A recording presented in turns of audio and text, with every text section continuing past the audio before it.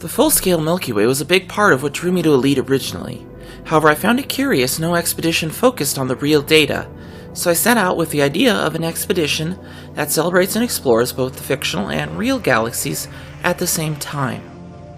Having reached the furthest system on the other side of the Milky Way in Distant Worlds 2, similar to the iconic blue marble image taken from the Apollo 11 command capsule by pilot Michael Collins, in which the lunar lander and the Earth behind it captured every human in existence, alive or deceased, and all in our collective history. The idea of calling it early astronomy came from the idea that to humans of the 3300s, our current astronomical knowledge will look to them like what astronomy of the 730s looks like to us in the 2020s. Who knows what progress will be made in the field in so many years.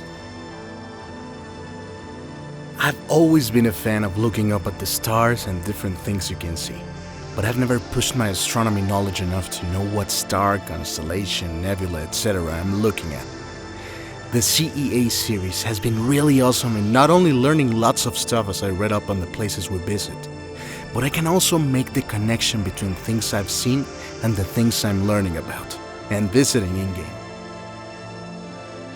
The view from Salone's Reach similarly let me reflect on all the travels that I had taken to reach it, and all the other wonderful places discovered by fellow commanders are all captured in that one point of view.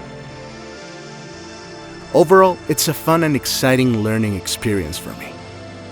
Just the fact we're visiting stuff many light years away that we can actually see from Earth kinda makes me grasp how massive the galaxy is, and makes me excited for what else we'll discover in the future.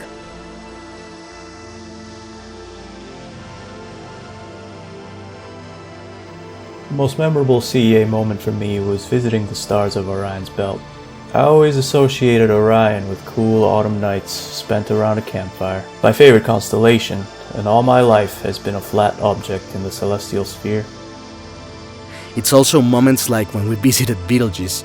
From Earth, it looks small because it's so far away, but when we're orbiting in Elite, you realize the sheer size of it, and it kinda clicks in your mind just how small we really are in the grand scheme of things. I actually joined CEA 3 and 4 when I first started playing, since Kezika and I are close friends, and I had one heck of a blast while on 3. Since I was still very new to Elite Dangerous at the time, racking up multiple new discoveries was always so amazing!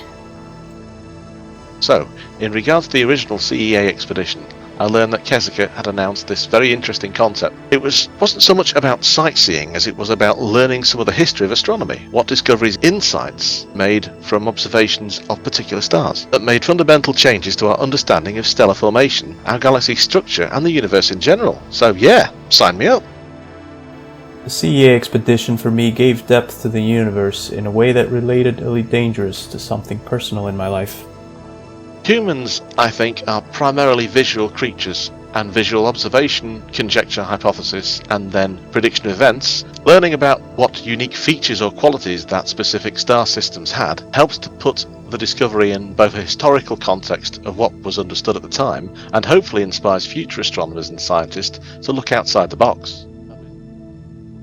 Experience new things, interact and communicate more with members of the community. Oh, and if you've never done it before, the mass jump. There are bold explorers and there are old explorers, but there are very few old, bold explorers. Fly safe, Commanders. 07.